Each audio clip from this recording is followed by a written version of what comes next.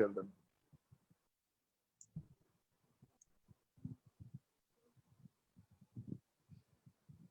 ওইটা কি ফেসবুকে লাইভ হচ্ছে? জি sir.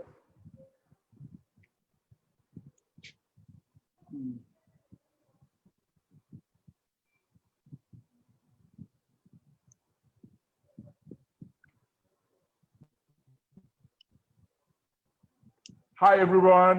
Hi, this is Shuvo here from Success Ante. So today we have an exciting guest.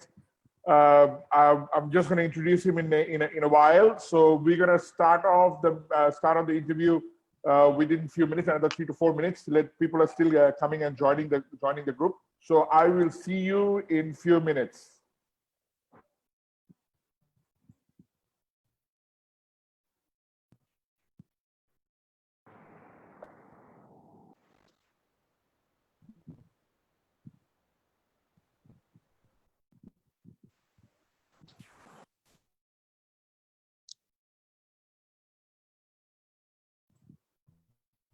Shuvo, you look real exciting. Really... Tuxedo-te. Oh, thank you, sir.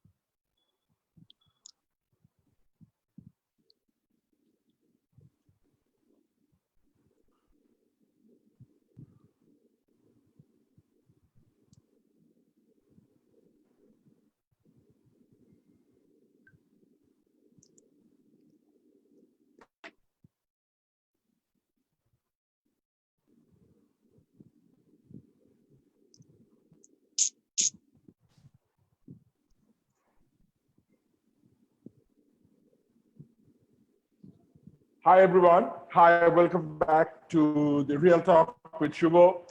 So, as I mentioned earlier, a few minutes back, that we have an exciting guest, a very honorable guest today in our show.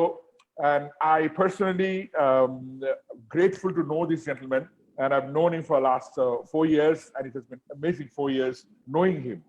And so, just before I start, there are some few new guests. So just to introduce myself, I'm the CEO of Success Ante. We're the world-class training provider, and we represent speakers like Tony Robbins, T. Harv Eker, Robert Kiyosaki, and a few other world-class speakers. Now, the reason we started this, the purpose behind Real Talk with Shuvo is that there are a lot of uncertainty out there. So we decided to give I was thinking that how to give certainty to the people at this point of uncertainty. And one of the way we could find out that, okay, let's share knowledge and then bring in individuals who are specialized in their own industry or space, right? So we have, so far we had very good response on this program, and we have leaders to technology specialists, the digital marketing specialists. But today we have somebody who's a brilliant, outstanding, and a charismatic leader, in my opinion. And then he's representing my country, Bangladesh, right? Would like to, without further ado, I would like to invite His Excellency Riaz Hamidullah. Sir, can we see you? Can you unmute your camera? Then we can see you. Great. Thank you very much. Thank you very much, sir, for joining us this evening. And Shuvo, I can't hear you. Hello, hello. Can you hear me now? Hello, hello. Yes, yes. Now it's okay. Okay. So I was saying, sir, it was grateful. We are very grateful that you're here and joining us this evening at Real Talk with Shuvo. And I was mentioning that now I always believe that environment is more important than the willpower, and this is the gentleman. And one of the reasons, His Excellency, we are doing this is that, you know, I always invite my close knit of friends who has actually contributed my own development. And I must say, you are one of them who has really contributed to bring my standards up, and, you know, help me in so many ways. And I'm ever so grateful for that. So out of gratitude, and then I know the wealth of knowledge that you bring in and the leadership that you bring in, I think people should know about it. So that's why we invited, and the topic what we have today is what's big next for South Asia, right? So before I ask the first question, I'll give a brief introduction of His Excellency. So he is now he has done his graduation in economics in India and Bangladesh, both the countries he studied, and then he joined Bangladesh Foreign Service in 1995. In his assignment abroad, first he served at Bangladesh mission in United Nations in New York, and then in Bangladesh mission in New Delhi from 2003 to 2005. During 2005 to 11, he worked with South Asia Regional Cooperation, including a 3.5-year at SARC Secretariat Kathmandu as a director on regional agriculture and rural development, transport connectivity, SARC Development Fund, development of regional projects. Now, since 2017, he's serving as the point man for Bangladesh at World Economic Forum. Since August 2016, we have the pleasure to have him in Sri Lanka. He is serving as High Commissioner of Bangladesh, and his interest lies on development, technology, global business, and work issues. If you ask me, this is his formal introduction, but I know His Excellency for the last 4 years, and the contribution he has done in Sri Lanka and in Bangladesh, it's immense. So I would like to introduce him in my personal capacity with the quote of I think, Shuvo, you better stop now. So one more. So I have to say this. Rabindranath Tagore said, "We come nearest to the great when we are great in humility." So that's who His Excellency is, a man with a lot of humility. So with that, sir, our first question to you: 4 years in Sri Lanka, how it has been for you? Well, first of all, Shuvo, I felt like reprimanding you for that lengthy introduction and everything. Be that as it be, No, I would think of basically 2 words to respond to your question. One is that an exceeding degree of comfort we felt in Sri Lanka, having been to places, having served and lived in different places. And the second is that 4 years, I realized that Bangladesh and Sri Lanka is all about making friends and building on friendship. So I tried to build on friendships, and that's where I must say Sri Lankans have also reciprocated in most uh, unbelievable manner. Uh, and I have friends at different levels, certainly not much limited to government or political circle, but across so many walks of life. So it's comfort and friendship that I live with uh, Sri Lanka. Brilliant. So comfort and okay, great. So and when you say friendship, I totally vouch for it. What you're mentioning, definitely. So so my next question. So last 3 months, what are the positive changes you have witnessed in South Asia at this point? Um, it's a huge swath. I mean, every morning I woke up having queries from Dhaka and also uh, talking to people while remaining at home, surfing through the net and trying to understand that while we have all the news pouring about people expiring, but what is the larger canvas which is actually emerging? Um, so now almost 3 months gone by. Couple of things, if I look at South Asia, I think which for your friends and viewers, I'd like to flag. One is that being in the government, um, I see that for a long time that what we have been missing is space or room for uh, change that we could talk about. Now, very freely, people are voicing, and also states are also listening to those. So that's a very interesting, novel, positive change which has come through. And it's not simply at very high level, but also at the community level.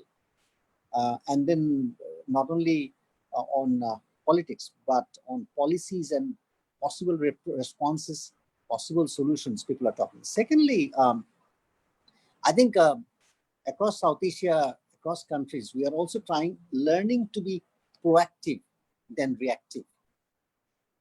Uh, this has also, uh, I mean, generally we always complain that in South Asia, at variance, we are more or less reactive. But this is a time when we are seeing that people are also stepping forward and say that, no, no, no, let's imagine what may come forward. Um, Individuals perhaps are stepping forward faster than states, and individuals are also not sitting quiet, driven by isolation paradox. Isolation paradox means that everyone thinks, this is a problem to be taken care of someone else. So why should I step in?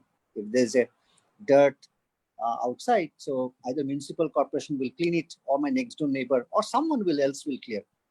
But that I think we are getting over.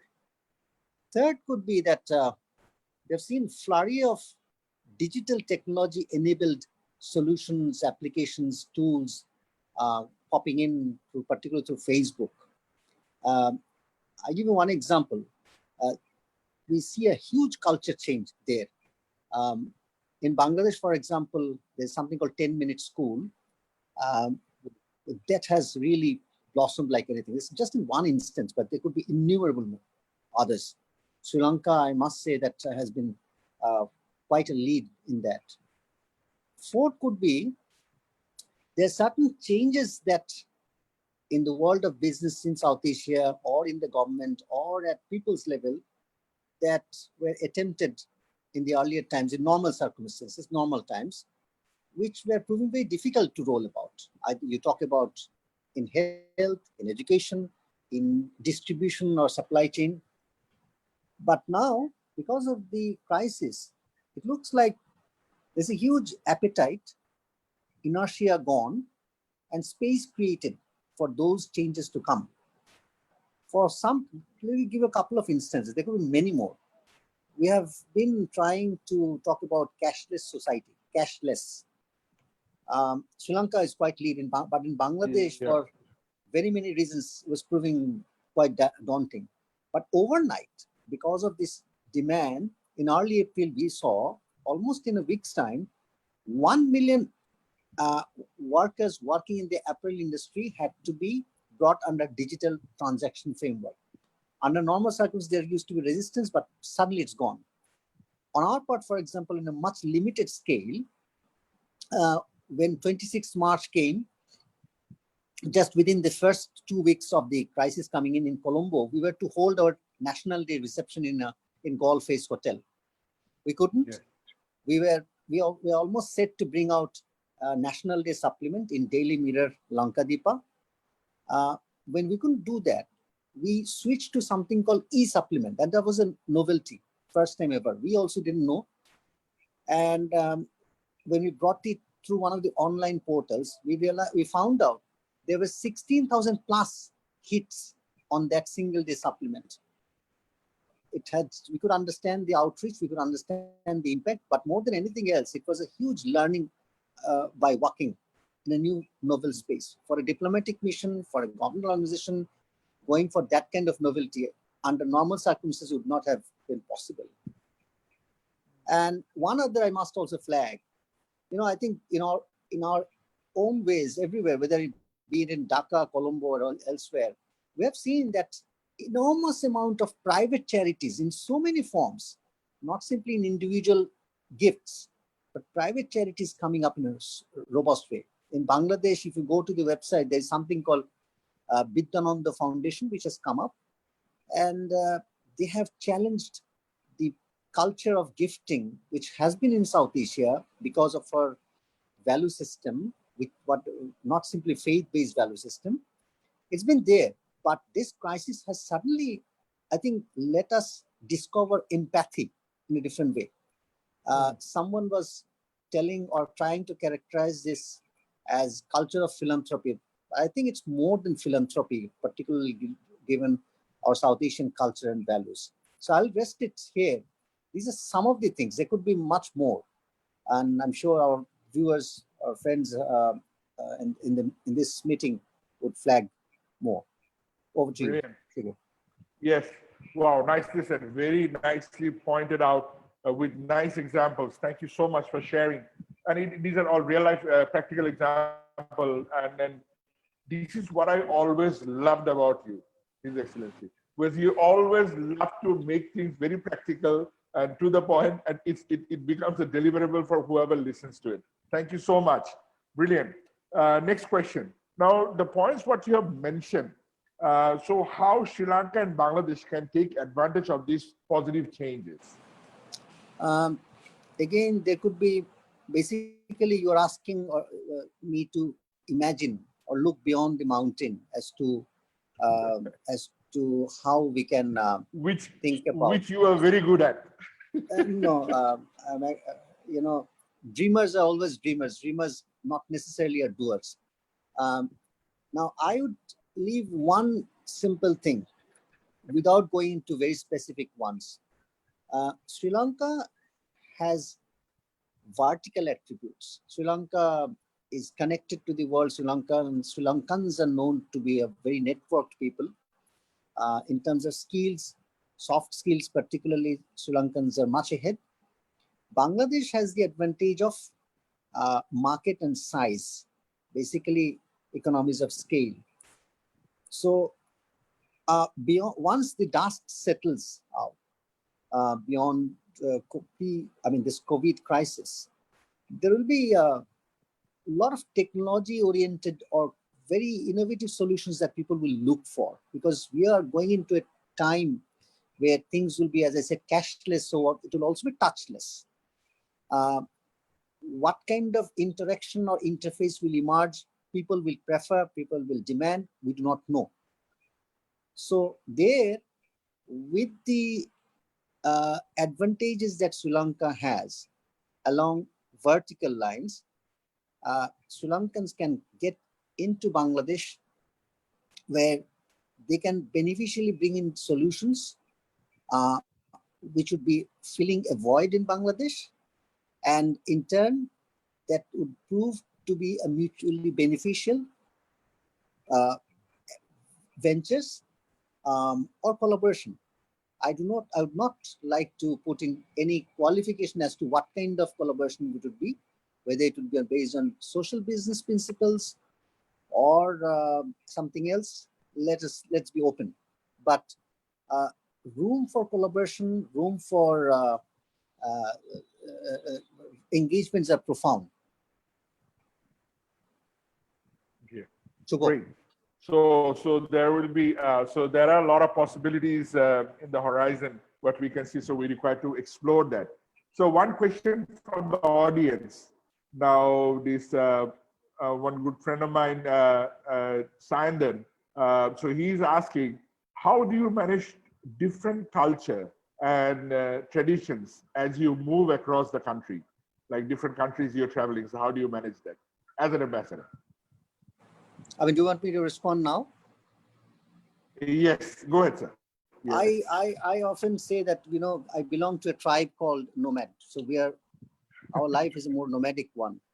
People only see the fancier, the greener, colorful side of it, but we also know that how challenging it is, because I'm to move out from Colombo next month to a place in Europe called Netherlands. As I moved there, you know, the climate would be different, culture would be different, people's temperament, people's approach would be different. Everything would be different. It's supposed to offer a kind of culture shock. But the other side is that, you know, that asks for tremendous amount of adaptation and adaptability. So that's something one will only have to acquire. There's no other way. You know, I equate with something like that. Our life is all about role playing. You are born as a child, then you grow, become an adolescent. Eventually, you get married. Someone else comes in your life. Eventually, a child is born. You become father, then grandfather, and then dotted lines. Meaning thereby that, you know, every 5 to 10 years time, if you see, Right. your role actually changes, and that also asks you that, you know, you adapt, you adjust. If you say no, sorry, I'd remain fixated and I'd behave like I was as a kid when I become a grandfather, that's not simply not possible. It's also in nature. Nature helps us, asks us, pushes us. We better not defy and just get along with the flow. Got it. Brilliant. One feedback from the audience. Indu is saying that nomadic, the word you have used, so she loves that viewpoint. Okay. So another question. Oh, actually, not a question. Yeah. So Fayaz Ahmed from Bangladesh. So he's saying that another thing he's seeing that people are forced to become compassionate, right? So we're becoming more relationship based. Is that true, sir? That's what you're noticing. I would slightly differ, because, you know, when you're saying that, I use the word very consciously, empathy.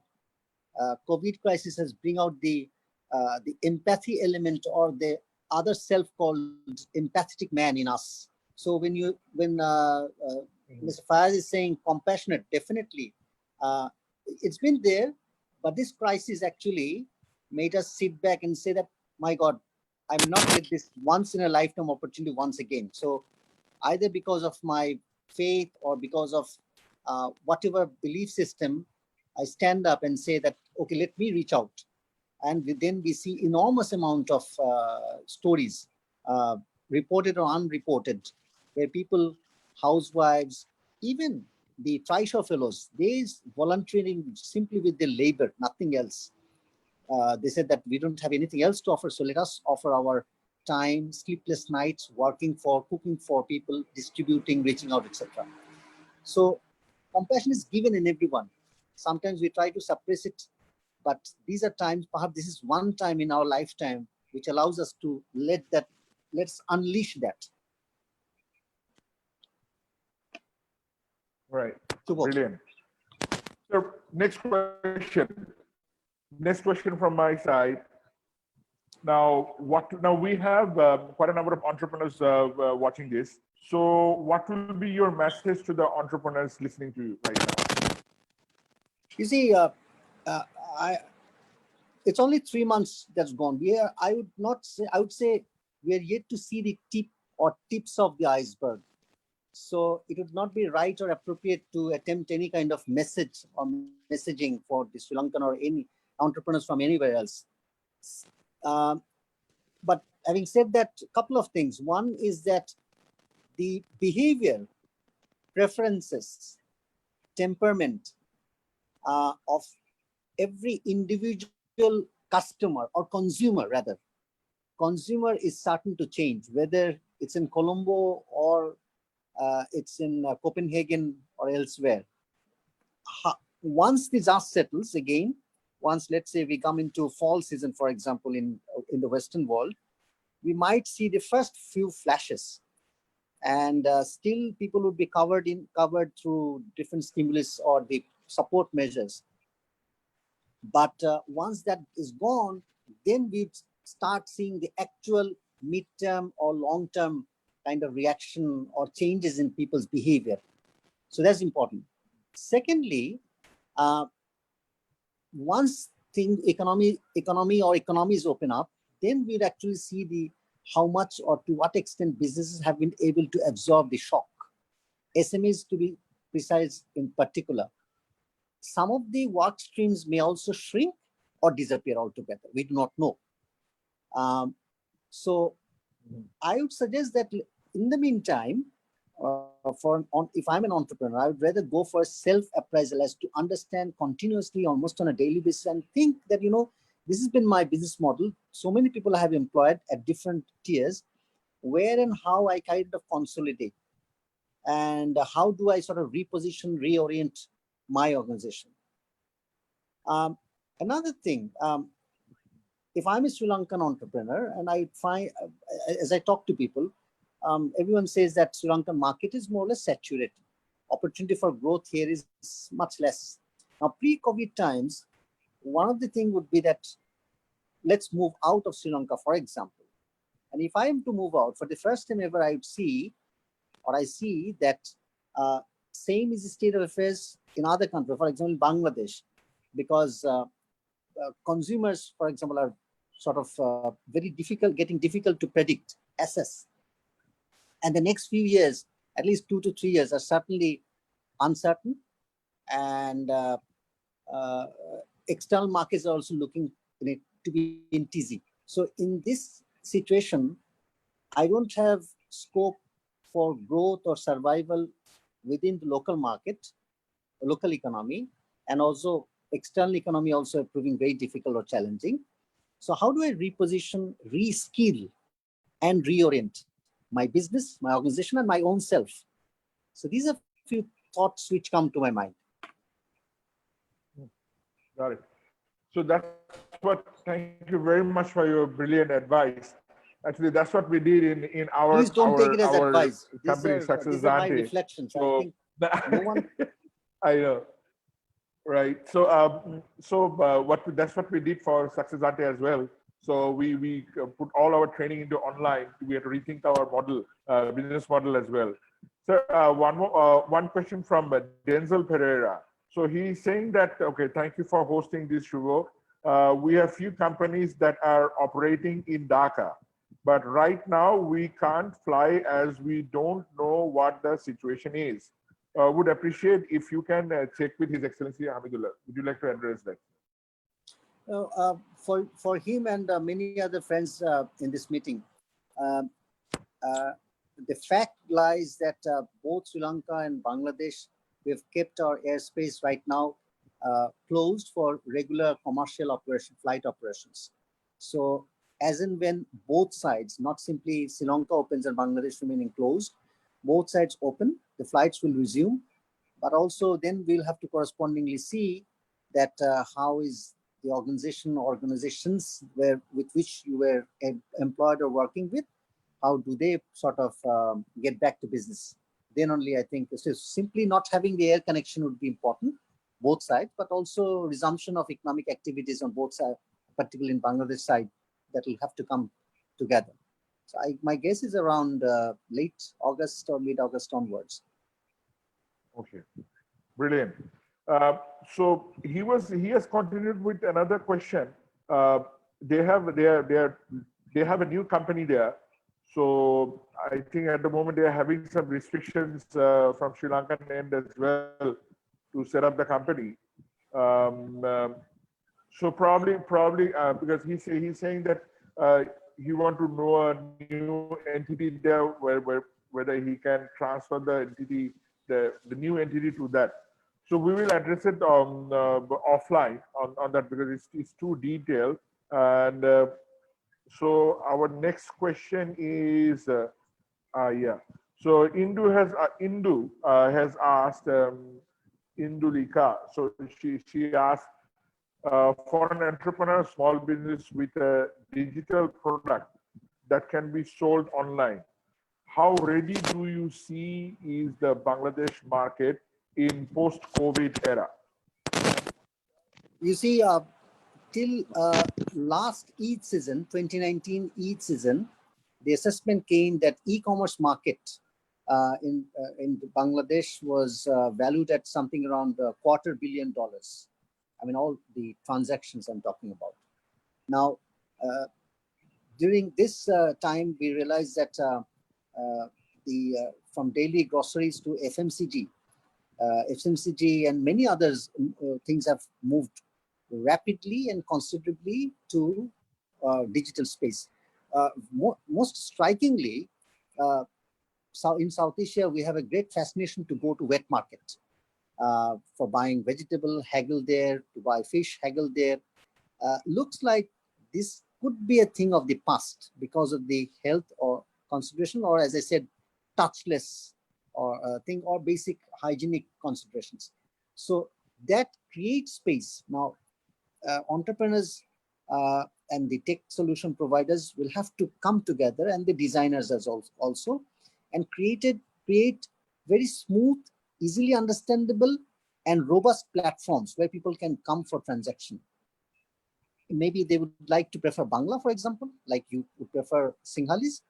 And then if these are there, simple to understand, sky is the limit, as simple as that. That's what my assessment is. That, for example, I've been flooded with through cards to Facebook, all the frozen food, the sea fish promotions coming in. I've bought some of these. I have had interactions, and based on experience, I felt that this is just one instance which can hit Dhaka immediately.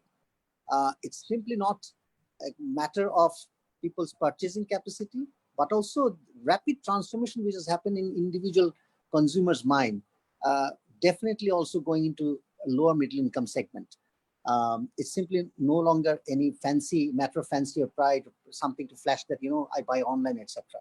So the lines are mellowing.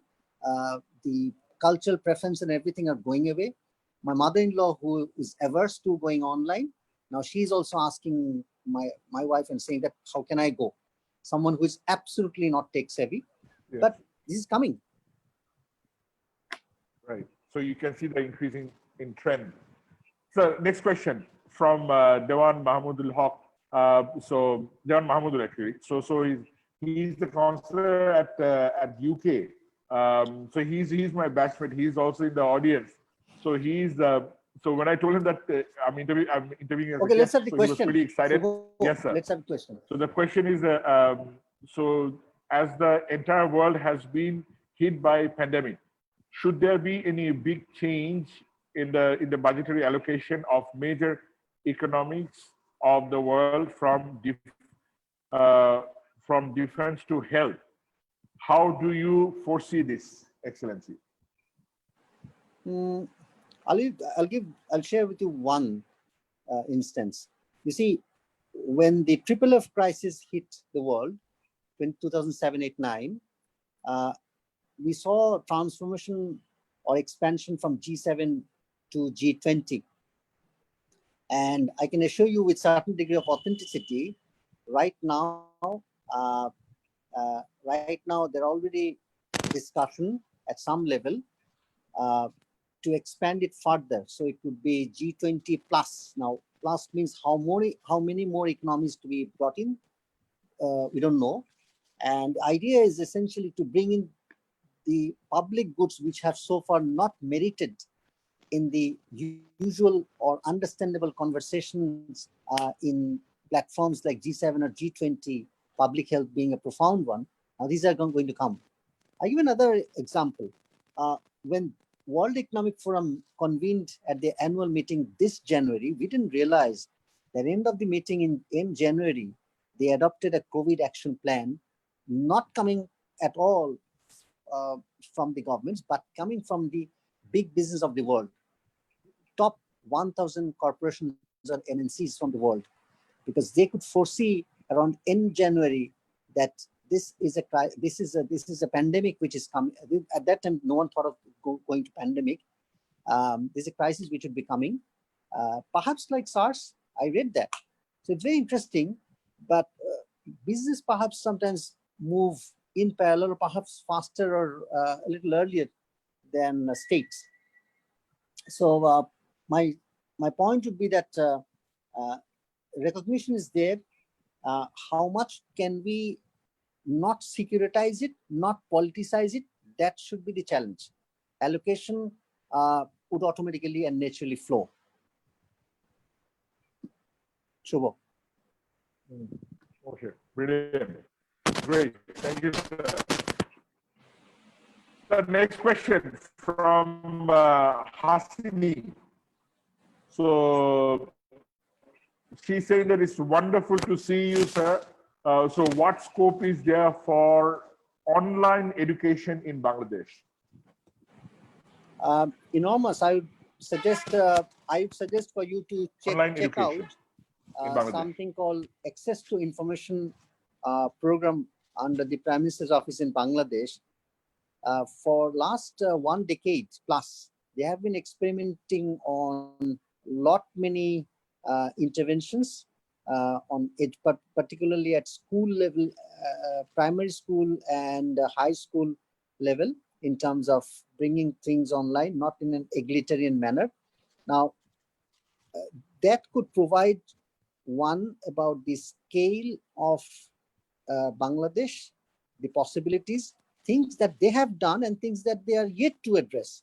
So that would give you some idea as to where and how you can chip in.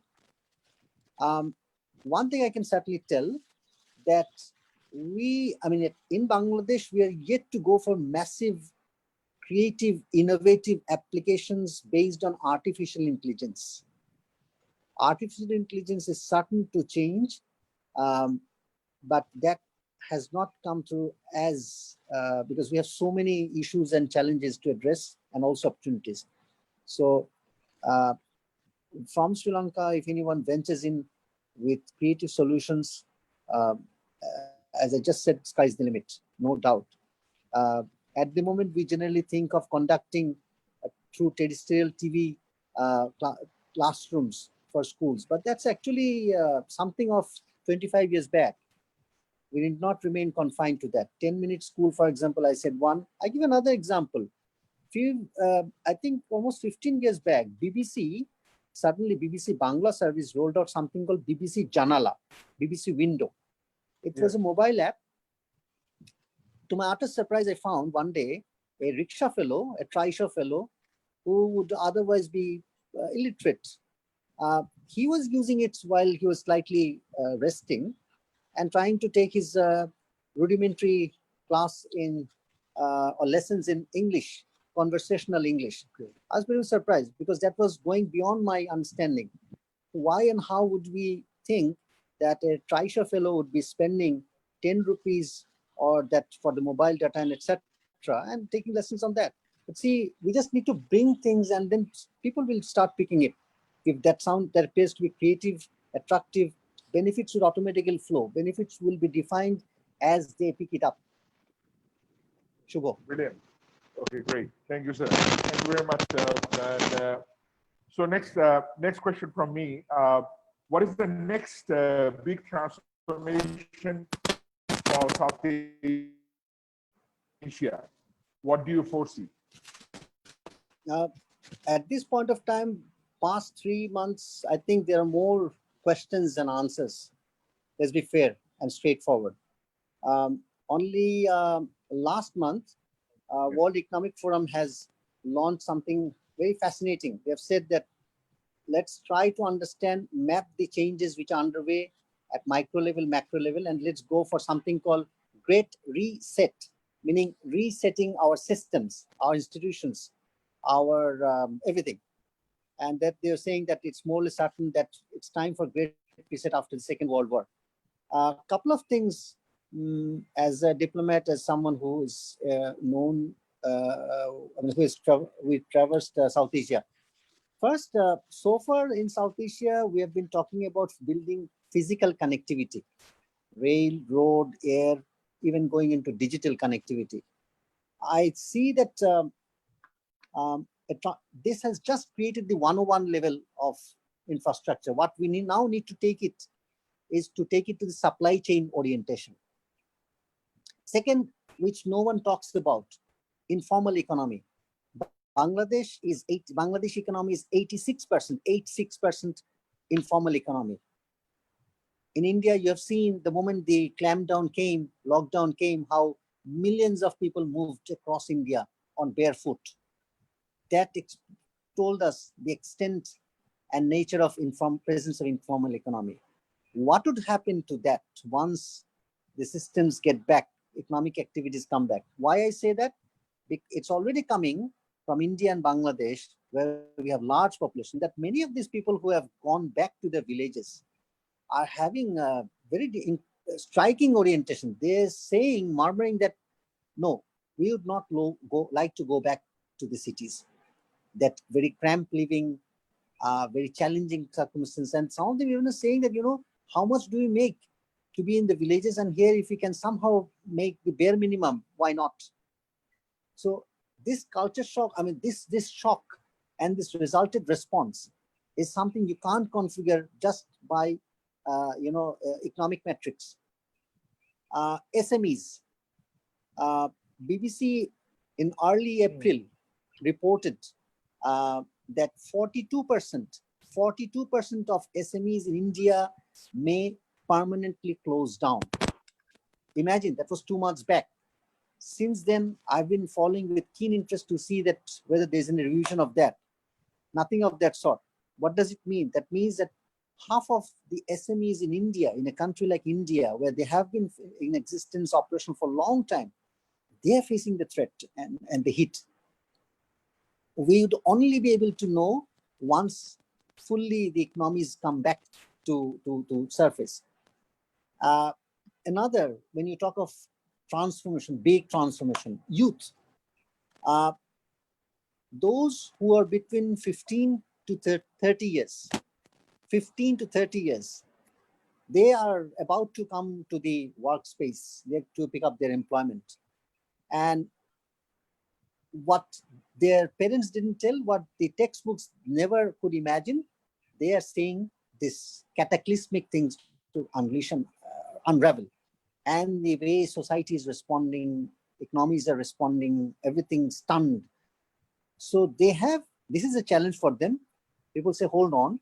But this one can also look at in terms of, as I said, resetting. So they would be required to reset their learning landscape and look at the work landscape that we call employment market. And then consequently think what kind of learning, what kind of skills, not simply soft skills, that I can sort of pick up fast and then approach the market. Because what I just was looking to be an accountant, but the recruitment, everything is coming for frozen. If it's remained frozen for that particular company, AMS, for example, for 3 years, I'm gone. I can't wait that even for 1 year. The kind of mental trauma that would engulf me, social stigma that, why aren't you getting your desired job? Parents will start going. Can you imagine the kind of thing? So it's a challenge, but how dynamically a youth or young person sort of adjust, reskills, if possible, that's to be seen. And finally, empathy. We have seen a huge outpouring, rekindling of shared responsibility for something I would characterize as for shared prosperity or for shared survival, shared existence across families, across our communities, and then across states. So how much do we build on these? How much do we deftly handle these big blocks? I think that would let us have, let's see that how South Asia kind of repositions and moves back into the stream. Shuvo. Shuvo. Thank you so much for sharing. There is Yes, thank you, sir. Now,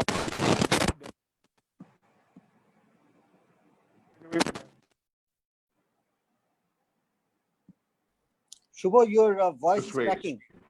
So one of the audience, they are saying Diluka. So she's saying the Diluka PSN. Hello, can you hear me now? Yeah. Hello, can you hear Go me ahead. now? Yeah. Hello. Shuvo, I can hear you. Yeah, okay. Go ahead. So one of the audience, Diluka PSN. So it's a comment she has made. She said, yeah. So Diluka PSN. So she made a comment. She said that I work for an organization working for water management called Global Water Partnership. Currently, we have an office in Bangladesh too, and working closely with the government of Bangladesh. It is nice to hear from you, His Excellency, and looking forward to continue the relationship. Comment she had made. So I want to read that out. Go ahead. And so with that, so there was one more. So one more question. I think it is a follow-up question of what you have mentioned regarding Hasini's, the education side of it. So Hashib Akash. So he's mentioning in capital, you get the digital presence more. In Dhaka, you have online presence, right? Internet connection is there. How about the rural areas like Borishal or Rangpur, those cities? Do we have equal reach as we have, as good we have in Dhaka? If the question is about presence of infrastructure, meaning mobile tower, and then quality infrastructure, maybe meaning that whether people can receive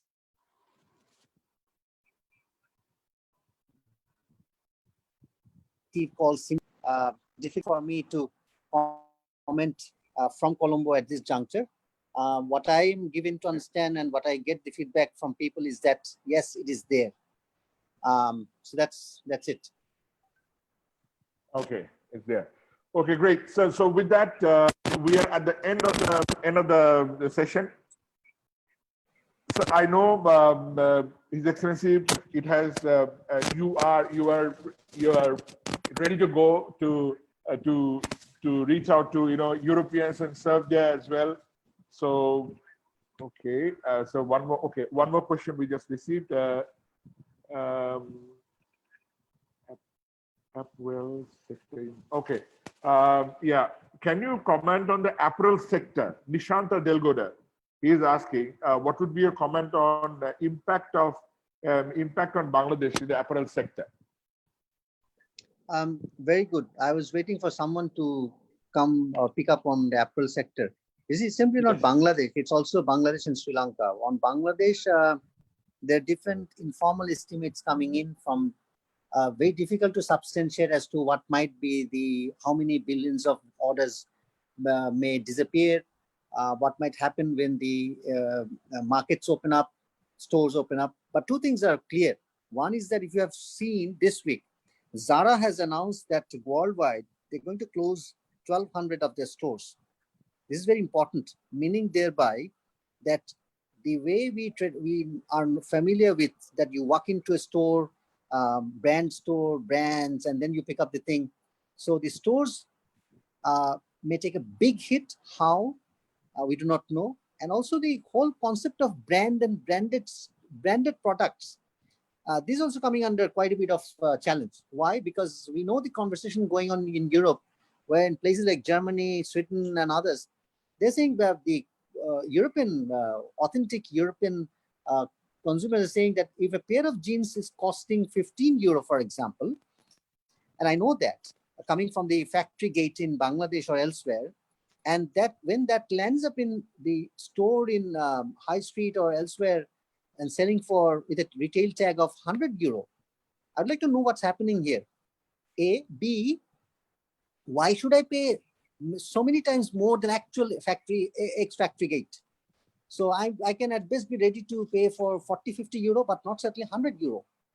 So because of this, the trade industry bodies in Europe, in mainland Europe, and also the other industry observers trying to understand that what or how the millions of consumers might respond.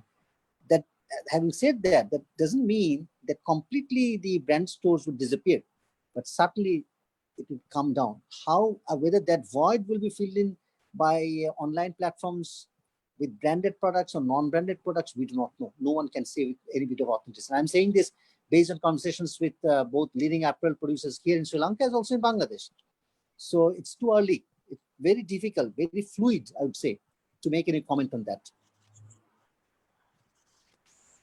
Brilliant. Thank you. Thank you very much.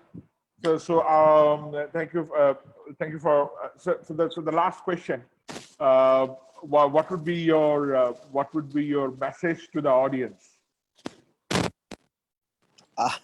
I'm not a prophet to have. I'm not a prophet to leave any message, but perhaps a few points or reflections at best. One is, yes. I think we cannot be driven by any bit or any amount of inhibition, any fixated idea. That's for sure. Secondly, this pandemic is not going to be the last pandemic. I think some from WHO and someone else, it has come out that because of the changes in climate and impacts on agriculture, the heat coming up, we might see new kind of pathogens, and it may be so that every 5 to 10 years time, there is likely to be some degree of, if not pandemic, another kind of revisitation of new pathogen or pathogen-bearing diseases. So, point for an entrepreneur is that a pandemic as this should not put off one's spirit of entrepreneurship and also the culture or the drive to innovate. And I'm somehow attached more to SMEs because for South Asia, SMEs is the future. The big business will survive. They have enough cash and models as such. But if you can't take care of the SMEs, that'll be a problem. But I would like to see SME, this crisis or such as an opportunity. How? I think this is a time when if we use the time and think that how I, being an SME operator, owner, if I can take my SME with a minimal cost to make it at par with international norms, standards, or practices, and then as and when markets revamp, new opportunities come, I get into with a bang into certain segments. So that's where I think an SME can turn into this challenge as into an opportunity. So these would be my sort of closing reflections. Shuvo. Okay, brilliant. Thank you, sir. Thank you so much for your contribution and especially addressing the SME sector and entrepreneurs. And so with that, okay, Simon said good luck and all the best, His Excellency. So that's what he said, because we know that you are going to you are going to join the European community very soon by next month. But my sincere thank you and gratitude towards you for being personally being in my life and contributing this evening, spending with us. Okay. Shuvo, you're over your quota. Okay, right, thank you very much. Okay. With that, sir, okay. With that, audience, thank you very much for joining us. Thank you. This evening, and it has got quite a eye opener for us. And with that, please look out for our next Wednesday event. We will be bringing in a brand specialist who will be talking about how brands are manipulating us or what are the areas to look into. Look out for that. And so I would like to finish with the quote from Arthur C. Clarke: "The only way to discover the limits of the possible is to go beyond them into the impossible." With that, ladies and gentlemen, so keep on pushing and keep on achieving, keep on making your dream into reality. Thank you very much.